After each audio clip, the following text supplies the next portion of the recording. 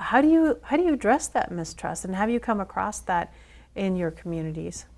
Well, I think here in Gloucester, for the most part, the community supports the police department. Everywhere I go, I hear stories. And what's interesting is, I have a roster of the officers, and it says, where they live. And when I look at that, about 85, I would say, maybe even 90% of my officers are from Gloucester. They're born and raised, still live here. Mm-hmm. That's unusual in a lot of police departments in this state. So there is inherent support in that sense, but there also are questions. There are questions about the police department. There are, stuff that might have happened in the past that lingers around. And I think what's critical for any chief is to have a robust integrity system. Mm-hmm. If you want to call it internal affairs, whatever you want to call it. But the integrity system has to be something that's transparent and easily accessible. Well, tell us about the integrity system and what that means, and how like our viewers can understand that process is happening. Right. So it's the idea of, if you have a complaint, maybe you don't even know if it's truly a complaint, or maybe you feel like, well, maybe I'm wrong. You should always feel comfortable coming into a police station. I always say this when I meet with somebody who has a complaint, or when I talk to somebody, they want to come in and give me feedback. I always say, I've been a cop for almost 30 years, and when I walk into a police station, I feel anxious if I haven't been there before. I feel anxious. So I always appreciate that anxiety, getting over that anxiety and still coming in.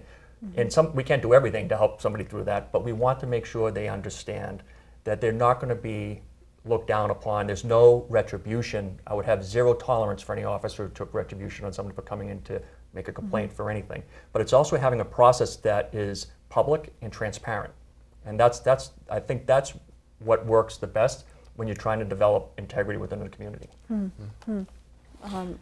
I think part of that too is also the officers understanding that it's not about coming after them. It's also about, proving them innocent, if you will. I mean, it could be the smallest complaint, he was rude to me, up to something much more serious. Mm-hmm. But there's a process. The process has to be done fairly, and I think if it's done fairly, everybody wins. And as far as trying to get, keep the trust of the people, it's talking to them. I mean, we can keep saying this and keep saying it, but we need to get out into the community and talk to them and have them get to know us. Mm-hmm. And I'm fortunate as well in my community. We do have a lot of trust in our community. They treat us very well.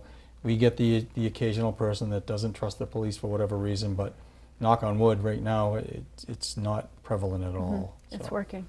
Yeah. Chief Fitzgerald? I think we're the same, all on the same lines, and I think where we are at right now is we do have that robust system, as the chief talked about, since he came in, and him and I worked together on it. So I think we have that trust with the community, and it's all about trying to interact as much as we can.